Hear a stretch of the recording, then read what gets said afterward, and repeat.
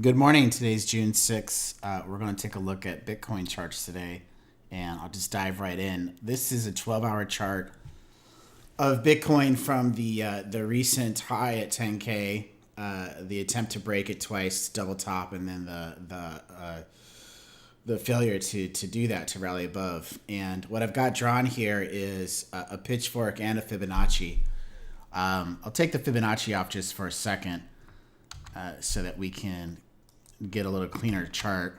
And so this doesn't have a lot of data. It's only got a few weeks worth, but I drew in this pitchfork because it does have some touch points that seem pretty valid. It's obviously trending down, and it's come off the median line several times. It's bounced, etc. And then it's resistance a couple times here. And what it's doing right now is it's attempting to break out of this pitchfork. It's attempting to violate this downward trend and establish something new. So keeping an eye on this pitchfork, even though price is out of it a little bit by a couple candles, I won't really consider this invalid until price is above.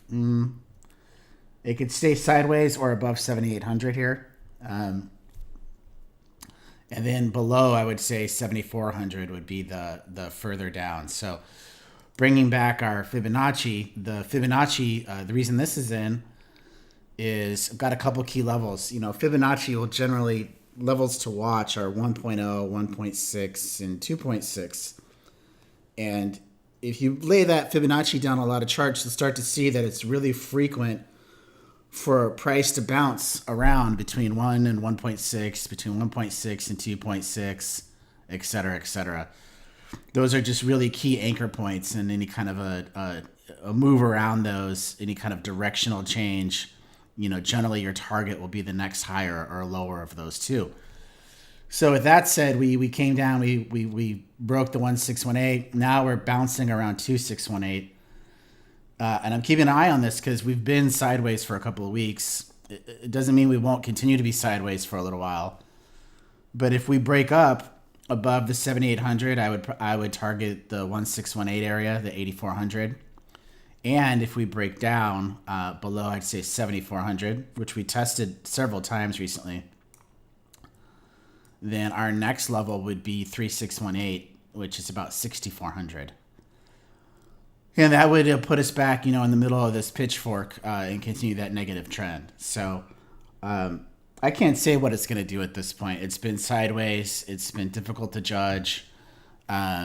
Those are the targets. The areas that I'm looking for breaking the sideways action would be 7,800 and 7,400. So we're in about a $400 range, depending. And if we break up or down out of that range, my targets are 84 or 64. Okay, so that's a little bit of the zoomed in 2-week view. Let's zoom back out and take a little bit bigger view. So I've got several Fibonacci's drawn onto the chart here. And starting from the far left, this is a trend-based Fibonacci drawn from the peak at 20,000 down to the first trough around 11,000, and then the bounce back up to 17. So it just basically goes, 1 and 2. That's your trend based. Okay. So then I've drawn in some waves. So I'll just draw this in. So 1, 2, 3, 4. And then 5 is going to be somewhere around here. We're not really sure yet. So how does this work? Well, given our trend-based, I talked earlier about 1618 being really, really important. Well, the 1618, based on this giant move, this was just a huge move from 20,000 to 11,000 back to 17,000. That kind of first impulse wave in a trend-based Fibonacci is huge. And the target based on 1618 doesn't always happen, but this is just kind of a general rule. The target would be all the way down here at 3,200, 3,285, which given the price now, it's another 50%. It's a pretty ugly target. So let's just kind of walk through. So we did the first move, the first wave from 20 to 11. That's wave 1. Then we retraced Now, when you draw in wave one from 0 to 1 here, you see that the retrace is right around the 236. It's a pretty deep retrace. Yeah. So that was the retrace. Then we go from 2 to 3, which was the low around 58.70 back in February. So that's your wave 3 from 2 to 3. And then our retrace to 4, which is where we got back up to almost 12K. And that lines up with around the 50% retrace of wave 3. Now we're looking at wave 4 down to 5. And how do we get the target for 5? Well, like I said earlier, the target for 5, based on the very first impulse wave, would be down here around 32.85. Something like that. 1, 2, 3, 4, 5. Now, it's not guaranteed. I don't know. It could actually just stop right around here, which is 1.618 of wave number 1. That would be a little bit of a truncated wave 5. It'd be a little bit below wave 3.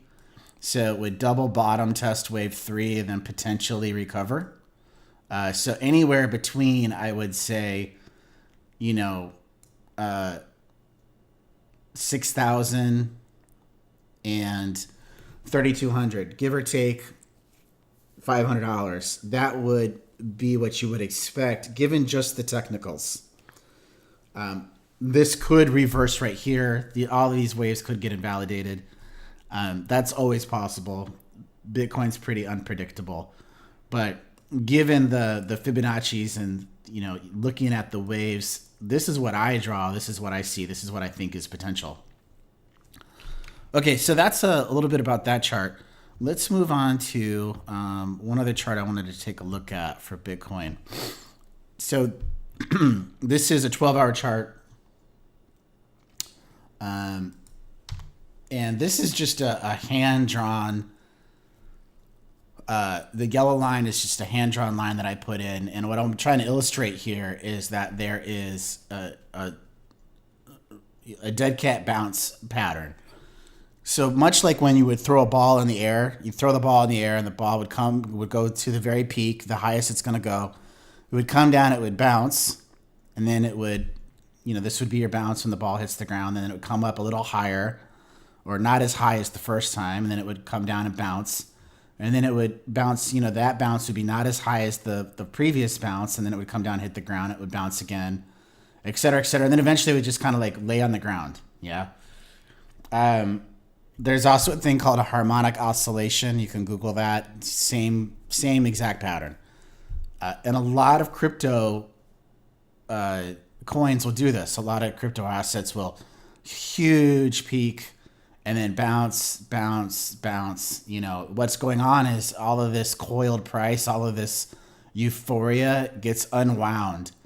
And then when it crashes down, people think, oh, well, it's good to go again. And, this residual bounce happens.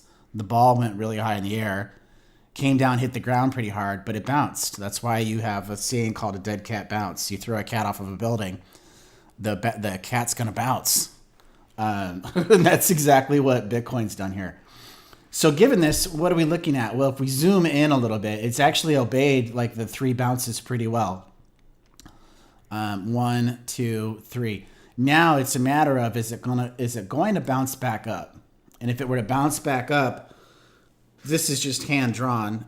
Maybe the 0.5 level, 8,800. That would be a really, really key level to watch to see if it can get above that 8,800. It may not do that, but it's got some support here at 236, which is around 7,300. So again, like I said earlier in the previous chart, there were kind of range bound in this $400 area. And when we break above or below, it's going to tell us a lot about what Bitcoin's going to do. So that's what I've got for today. Like, subscribe, leave me a comment. Always like to get a comment, and look forward.